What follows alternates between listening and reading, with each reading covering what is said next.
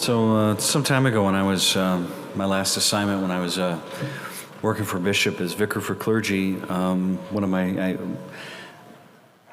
took care of like the personnel things and assignments, priest assignments, and also if there was any difficulties that came up with priests, I had to take care of that as well. And sometimes that would lead to conflict, as I'd have to admonish maybe or challenge one of the brothers. And so it happened that one of my good friends and I got into a little bit of a disagreement, big one, over something like that. And we had been friends for many years, and we weren't friends anymore, and because of that. And it was difficult because, I enjoyed his company and, our visits.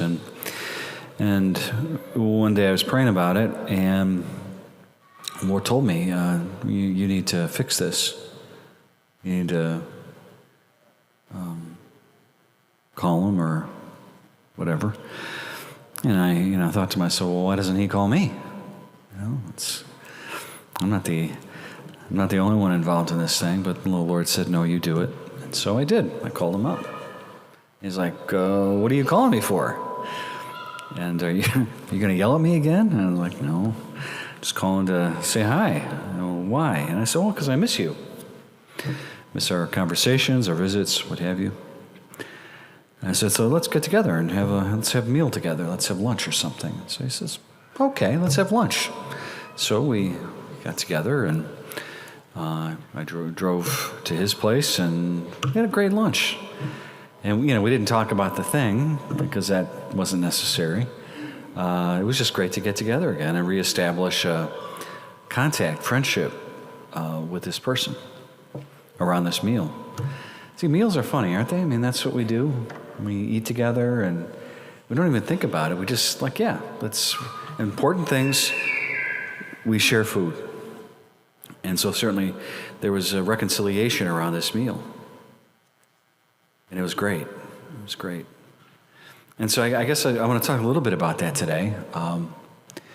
If you let's look at Abraham. That's a real interesting reading. Abraham and his wife, they're childless. God has already made a promise with him, a covenant, saying you're going to have a son in your old age, and he's going to become the father of a great nation, name and blessing. And so God promised. And covenanted. And remember that wild scene where he takes all these animals, big ones to small ones, and he cuts them in half lengthwise, like a big cow, just cut a head down the back and flops over, and he does it with all these animals in a line, and then this fire came through these eviscerated animals. It was a sign of that fire was God, and basically God was saying, if I don't keep my promise, let what happened to these animals happen to me. And if you don't keep the promise, what happened to these animals happens to me. God's going to take the hit no matter what. Not a bad deal. So Abraham is all excited because he's going to have a son. God promised. And maybe it takes too long. Abraham's saying, I'm getting old. I don't have a lot of time. So he jumps the gun and sleeps with his wife's servant, Hagar. And Hagar conceives and has Ishmael. And that opened up a whole can of worms. All right, that's another story. And God's like, you goof. That's not the way. That wasn't supposed to happen. I didn't tell you to do that.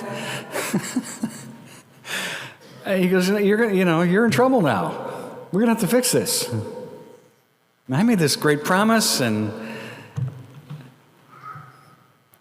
so he says to Abraham, you're gonna have to fix this. How? One word: circumcision. So poor Abraham, and he goes, not just you, all your whole family. Every guy in your family, all your slaves and their slaves, circumcision, your whole tribe. And there's a lot of people. So Abraham's not too popular with his family. But this is how God chooses to work it out, because if God takes the hit the first time, Abraham breaks the promise. All right, but now God says, you're going to have to suffer too. And there will be blood, all right? And so circumcision, that's the deal. All right, so God, in that moment, Abraham messed up. They were at odds with each other. They were on the outs, like my friend and I. And God is basically saying, we got to fix this. So you're going to, whereas before I took the hit, now you're going to take some of the hit. And it's going to be in the area of your sin, your generativity, okay? So, why do we bring that up? Because that took place right before this reading from Genesis today, where Abraham's out there and these three guys come and show up at his tent. So, Abraham messes up, God recovenants him through the sign of circumcision, and now these three dudes show up and say, hi. Now, the Semitic culture, hospitality was everything. If somebody shows up at your door, no matter what time of the day, you put everything aside and you put on a big meal for them. All right? So if you see me show up at your house, no, so the idea, so what does he do? He's like, Sarah, his wife, make some rolls, put some bread on, and I'll get the steer slaughtered, and we'll dress it and get it all fixed up, and we'll get some nice milk from the goats or whatever, and here's some water to bathe your feet. But you notice that it's three guys, but he addresses them in the singular. Calls them sir. Okay. Remember what Paul said. All right? The mystery hidden from ages and from generations past. What's the mystery that's being hidden from Abraham that's fully evident to us in Christ Jesus? That's God, and that's the Trinity. The Trinity shows up at Abraham's house, and Abraham's response is what? Hospitality, openness, meal, let's eat. What is God saying? God doesn't need the food. God allows Abraham to feed him because it's around this mysterious meal that this reconciliation is going to take place. Remember, Abraham's on the outs. Circumcision. God is saying to Abraham, all's forgiven. We're family again. You are my son, in whom I am well pleased. All's forgotten. All's forgiven. You're back in the house. Let's eat. That's what's going on here today, to understand it. Now, was that the end of it? No, not by a long shot. Because of all the people that Abraham should have circumcised, who should it have been? His own son. And guess who he doesn't circumcise? Isaac, right? So that leads to the third covenant, which is the major one, where he is told to take Isaac to Moriah and sacrifice him. And God stays his hand and says, Abraham, it's obvious that you were willing to sacrifice your own son. The thing that mattered most to you, you were willing to give up because you believed that kid was going to be the father of a nation.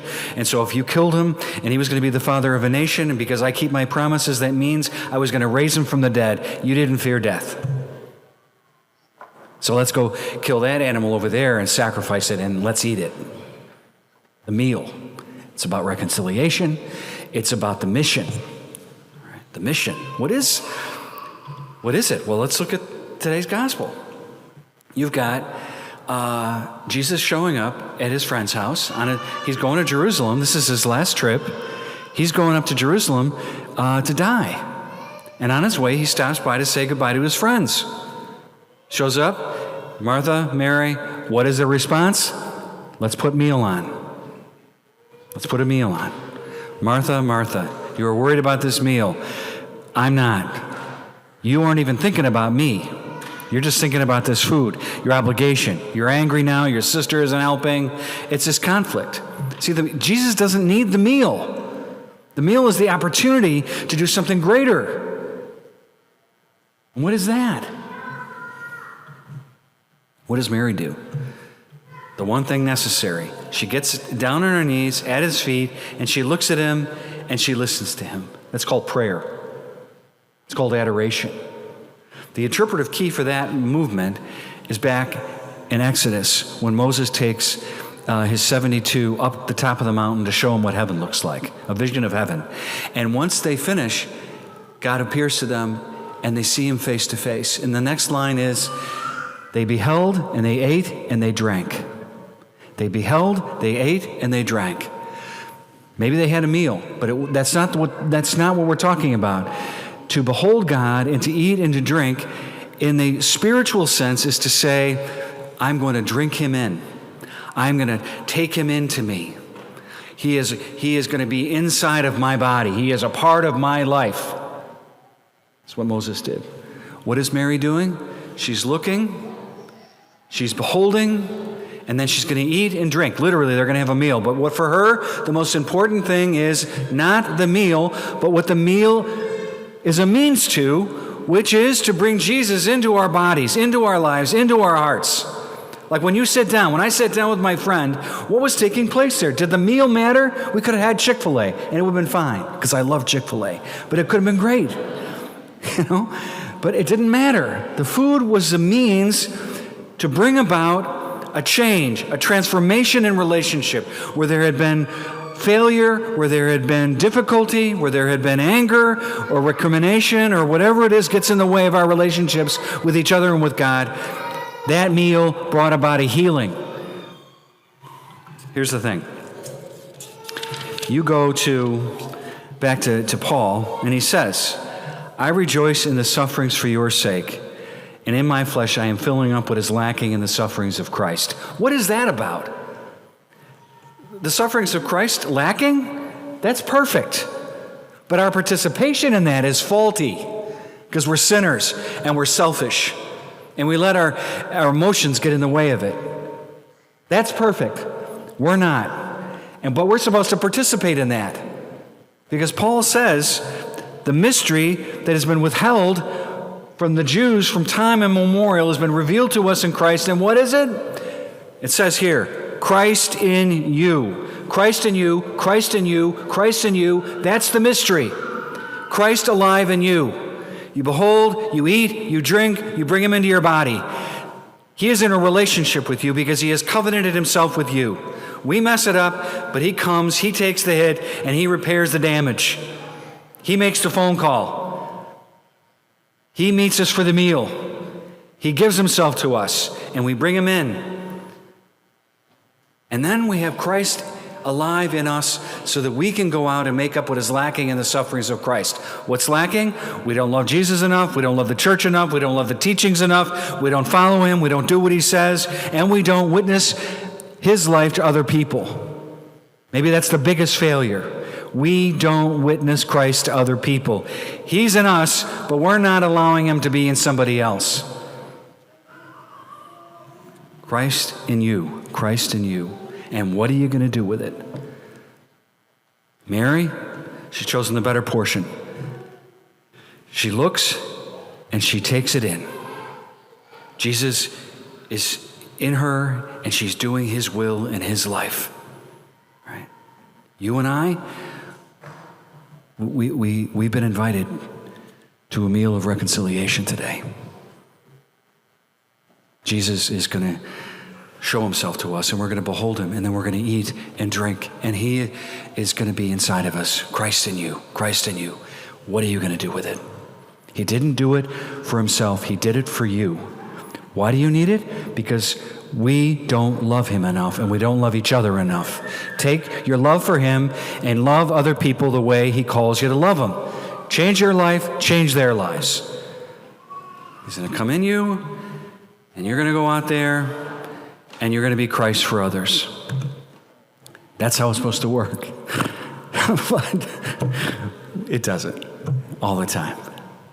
We need to continually be brought to this sacrifice, this meal, to be restored, refreshed, and reminded. Maybe this is your homework this week. It's always good to get homework, isn't it? We love homework. So maybe think about somebody you know. Maybe somebody you're at odds with. Maybe it's somebody in your own house. Call them up. Text them. Speak to them. And say, hey,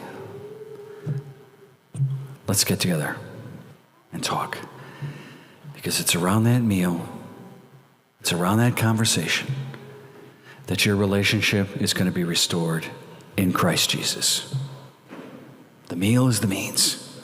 The meal is the means, but the glory is in the reconciliation and the reestablishment of each other into the family of Christ that matters.